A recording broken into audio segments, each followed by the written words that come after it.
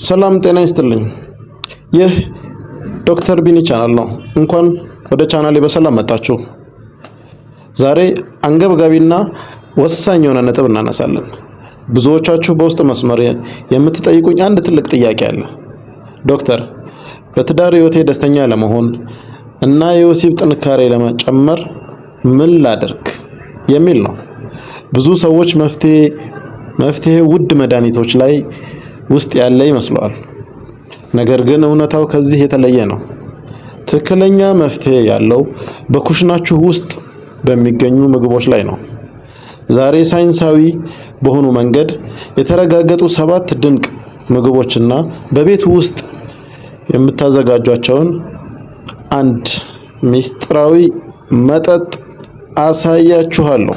እስከ መጨረሻው አብራችሁን ቆዩ። ምክንያቱም የመጨረሻው ነጥብ ለብዙዎቻችሁ አስገራሚ ሊሆን ይችላል። 7ቱ ድንቅ ምግቦች። እሺ፣ ወደ ዝርዝሩ እንግባ። በአንደኝነት ላይ የምናየው ነጭ ሽንኩርት።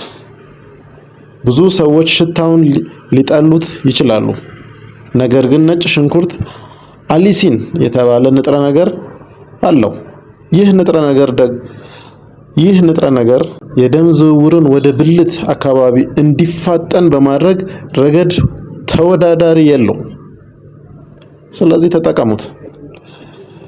በሁለተኝነት ላይ የምናየው ማር ለሆርሞን መመጣጠንና ለተፈጥሯዊ ጉልበት እጅግ በጣም አስፈላጊ ነው። በተለይ ከዝንጅብል ጋር ሲቀላቀል ውጤቱ ድንቅ ነው። ገራሚ ነው፣ ሞክሩት። ሶስተኛው ሐብሐብ። ብዙዎቻችን እንደምናውቀው ይህ ምግብ የተፈጥሮ ቪያግራ ብላችሁ ብትጠሩት ስህተት የለውም። በውስጡ ያለው ሲትሩሊን የደም ስሮችን በማስፋት የደም ዝውውርን ያሻሽላል። ስለዚህ ሐብሐብን በጣም ተጠቀሙት። እጅግ በጣም አሪፍ ጥቅም አለው። በአራተኛነት ዝንጅብል የሰውነት ሙቀትን እና የልብ ምትን በመጨመር የደም ዝውውርን እንዲቀላጠፍ ያደርጋል። ዝንጅብል በሻይ መልክ በምግብ መልክ መጠቀማችን ይህንን የመሰለ ገጸ በረከት ይኖረዋል። ተጠቀሙት። በአምስተኛነት ለውዝ አንዳንዴ አብዝተው በሚበሉ ሰዎች ላይ አሉታዊ የሆነ አመለካከት አለ። ዛሬኛ በጥሩ ሁኔታ ነው እንመለከተው። ለውዝ በተለይ እንደ ዋልተን ያሉ ለውዞች ኦሜጋ 3 አሲድ ስላላቸው ለወንድ የዘር ፍሬ ጤንነት ወሳኝ ናቸው። ስለዚህ በአልተን የሚባል የለውዝ ዝርያ ብታገኙና ብትጠቀሙት ጤናማ የሆነ የዘር ፍሬና ጥርት ያለ በሳይንሱ ጥርት ያለ የዘር ፍሬ ስለሚባለው እንደዚህ አይነት የዘር ፍሬ እንዲኖራቸው ያደርጋል። 6ኛ አዘውትረን እንጠቀማለን በየቤታችን በየመንገዱ ላይ ያለ ሙዝ በፖታሲየም እና በቪታሚን ቢ ምንጭነቱ ይታወቃል። ይህ ደግሞ ለቀጣይ ጉልበት በጣም ይረዳል። ያው አብዛኛውን ጊዜ የወሲብ እና የፍቅር ግንኙነት ላይ ደካማ ስንሆን ፈጠን ብለን እንጨርሳለን። ከዛ ሁለተኛ ላይ ለመነሳት በጣም ደካማ ስለሚያደርግ ይህንን ኢነርጂ ወዲያው ይተካል ማለት ነው። ስለዚህ ሙዝን አዘውትሮ መጠቀም ወይንም ከወሲብ በፊት አዘውትሮ መጠቀም እጅግ በጣም ጥሩ ነው ማለት ነው።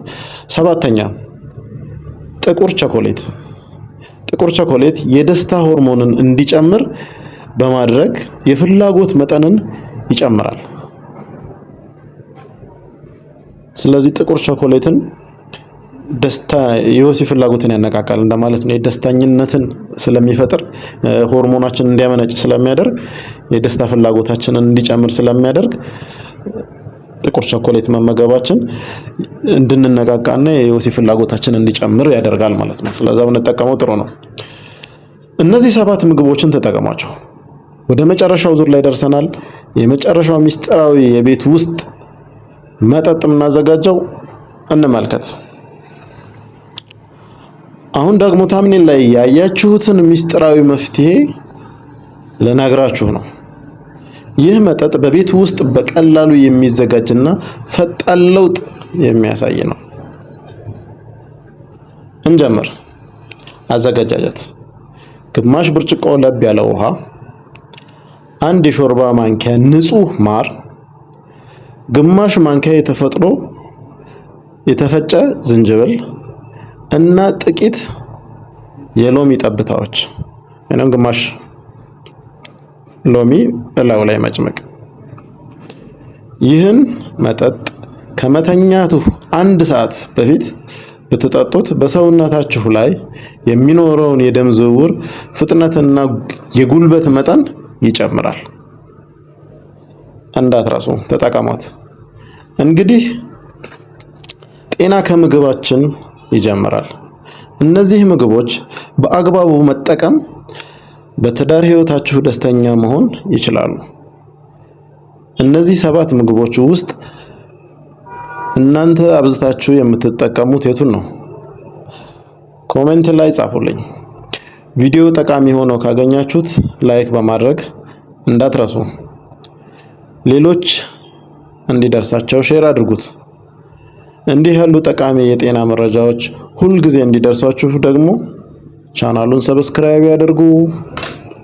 በሚቀጥለው ቪዲዮ እስክንገናኝ ቸር ሰንብቱልኝ። ወዳችኋለሁ።